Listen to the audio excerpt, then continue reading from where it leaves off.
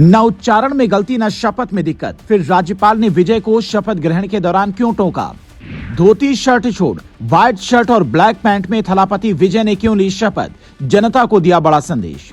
ये हैं तमिलनाडु के नए मुख्यमंत्री थलापति विजय, जिन्होंने 6 दिन की माथापच्ची के बाद आखिरकार बहुमत का जुगाड़ कर ही लिया। लेकिन राज्यपाल विश्वनाथ अरलेकर ने जो उनके साथ किया, शायद वो जीवन में कभी ना भूल पाए, क्योंकि पहले तो 4 बार उन्हें राजभवन से लौटाया। अब जब शपथ लेने के लिए विजय मंच पर पहुंचे तो वो कुछ ऐसा करने लगे जो अब तक शायद किसी मुख्यमंत्री ने नहीं किया था। वो डाइस पर पहुंचते ही चुनावी भाषण की तरह कुछ बोलने लगते हैं, जिससे सुनते ही वहां पर खड़े राज्यपाल विश्वनाथ आर्लेकर उन्हें टोकते हैं और कहते हैं जो लाइनें शपथ की लिखी हैं उसके अलावा एक शब्द भी आपको नहीं बोलना है। उसके बाद उनका शपथ ग्रहण होता है।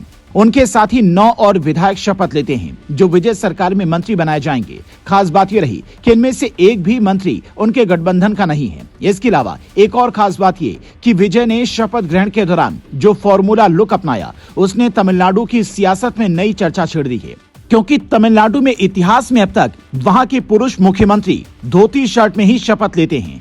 तमिलनाडु के पूर्व मुख्यमंत्री एमजी रामचंद्रन अपनी प्रसिद्ध टोपी, चश्मे और सफेद वेष्टी में शपथ लेते थे। एम करुणानिधि पीली शॉल और सफेद पारंपरिक पहनावे के लिए जाने जाते थे। पनीर सेल्वम ने भी सफेद वेष्टी ही पहनी थी। एमके स्टालिन ने साल 2021 में धोती और शर्ट में ही शपथ ली थी, लेकिन विजय ने इस बार अंदाज बदल दिया। जानकार कहते हैं कि विजय ने इस लुक को कैरी करके नया संदेश देने की कोशिश की है। व्हाइट शर्ट और ब्लैक पैंट में विजय ने तमिलनाडु के युवाओं को साथ जोड़ने और बदलाव की क्रांति का संदेश दिया है।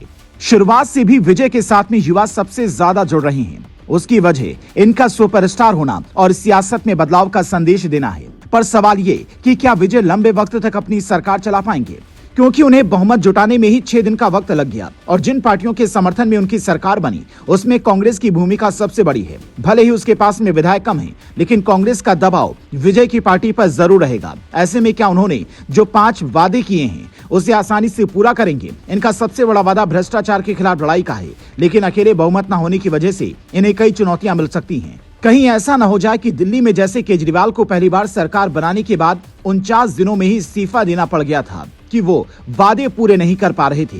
गठबंधन में होने की वजह से उनके हाथ बंधे थे। तमिलनाडु में भी ऐसी आशंका जताई जाने लगी है। हालांकि अभी कुछ भी कहना जल्दबाजी होगी, क्योंकि तमिलनाडु की जनता ने विजय की पार्टी पर भरोसा जताया है और विजय उन वादों पर खरा उतरने की पूरी कोशिश में जुटे हैं। विजय के सामने स्टालिन की पार्टी विपक्षी भूमिका में होगी, जिनके सनातन विरोधी बयानों की चर्चा देश भर में होती रही है और जिनके नेताओं पर कई गंभीर आरोप लगते रहे हैं।